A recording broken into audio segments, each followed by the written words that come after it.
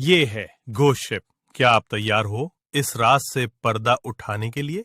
लेकिन तभी आपको समंदर में दूर एक शिप खड़ी नजर आती है जो ना तो आपके सिग्नल्स का कोई जवाब दे रही है और ना ही समंदर में आगे बढ़ रही है। इतना ही नहीं, और आप जब उस शिप के करीब जाते हैं तो आपको मालूम पड़ता है कि इस शिप में कोई इंसान ही मौजूद नहीं है और ये वीरान समंदर में बिल्कुल अकेली खड़ी हुई है और इसमें मौजूद सारा सामान भी बिल्कुल सही सलामत पड़ा हुआ है। तभी आपके जहन में ये सवाल आएगा कि आखिर इस शिप के क्रू के साथ क्या हुआ था और वो अब कहाँ है। हैरान कर देने वाली बात यह है कि ये सब हकीकत में भी हो चुका है। समंदर से अब तक ऐसी कई शिप्स मिल चुकी हैं और समंदर से मिलने वाली इन शिप्स को घोस्ट शिप्स कहा जाता है। आखिर क्या है इन घोस्ट शिप्स की हकीकत और इनमें मौजूद क्रू के साथ ऐसा क्या होता है जो वो अचानक वीरान समंदर में कहीं गायब हो जाते हैं, जिसके बाद उनका कभी कोई अता पता नहीं चलता। जानते हैं आज की इस वीडियो में।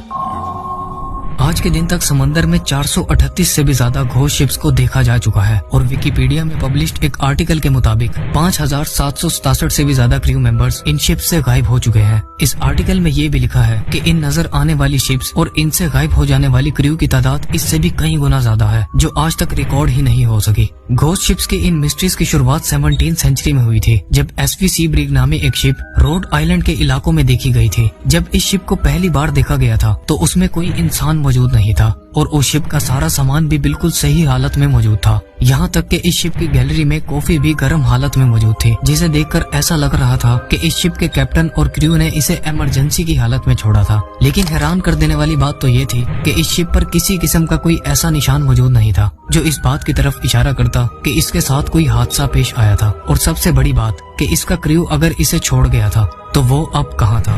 उस वक्त तो इस शिप की कहानी पर किसी ने कोई खास किस्म की अटेंशन नहीं दी थी, लेकिन फिर ईयर 1872 में एक खौफनाक हादसा पेश आया जिसने पूरी दुनिया को हैरान और परेशान छोड़ दिया था। ये कहानी उस शिप की है जिसे वीरान अटलांटिक ओशन के बीचों बीच बिल्कुल अकेले खड़े देखा गया था। ये 7 नवंबर 1872 का दिन था जब मैरी सेलेस्ट नामी एक शिप ने न्यूयॉर्क से इटली के शहर जेनोवा का सफर शुरू किया था। इस शिप पर 10 लोग सवार थे, जिनमें शिप के कैप्टन ब्रिग्स, उनकी वाइफ और उनकी 2 साला बेटी के साथ 7 क्रू मेंबर्स भी सवार थे। लेकिन इन 10 लोगों के अलावा मैरी सेलेस्ट पर अल्कोहल के 1700 बैरल्स भी मौजूद थे, जिन्हें इस शिप ने अटलांटिक ओशन से गुजरते हुए जेनेवा डिलीवर करना था।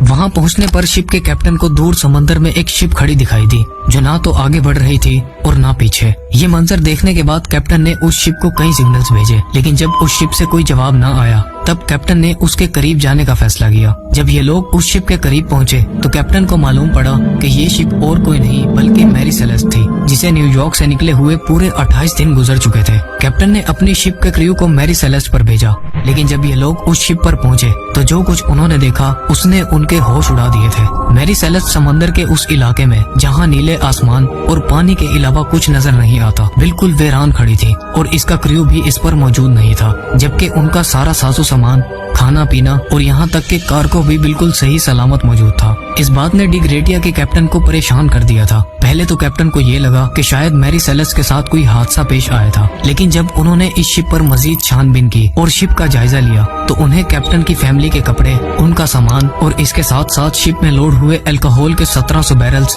और क्रू के खाने पीने की चीजें भी बिल्कुल सही हालत में पड़ी हुई मिली। इसके अलावा डी ग्रेटिया के कैप्टन को मैरी सेलेस्ट शिप के कैप्टन के रूम से एक लॉग बुक में मिली, जिनमें पुराने वक्तों में कैप्टन अपनी करंट लोकेशन और डेट को मेंशन किया करते थे। इस लॉग बुक में मेंशन की गई आखिरी एंट्री 25 नवंबर की सुबह 8 बजे की थी, यानी मैरी सेलेस्ट जब समंदर में मिली थी तो वो उससे 10 दिन पहले ही से अटलांटिक ओशन में वीरान खड़ी थी। शिप पर मजीद इन्वेस्टिगेशन करने के बाद कैप्टन ने नोटिस किया कि शिप पर लाइफ बोट्स मौजूद नहीं थी, जिसका मतलब ये था कि इस शिप के साथ जरूर कुछ वाकया पेश आया था, जिसके बाद सब लोग अपनी जान बचाने के लिए लाइफ बोट्स पर कहीं भागे थे। रिसर्च के दौरान मैरी सेलेस्ट के कैप्टन की तलवार भी उनके बेड के नीचे से अनटच्ड हालत में मिली थी, जिसका मतलब ये था कि इन पर किसी किस्म का कोई हमला नहीं हुआ था। इसके साथ साथ इस शिप के निचले पोर्शन में जगह जगह पानी खड़ा हुआ था, लेकिन ये इतना नहीं था जो मैरी सेलेस्ट जैसी शिप को कोई नुकसान पहुंचा सके।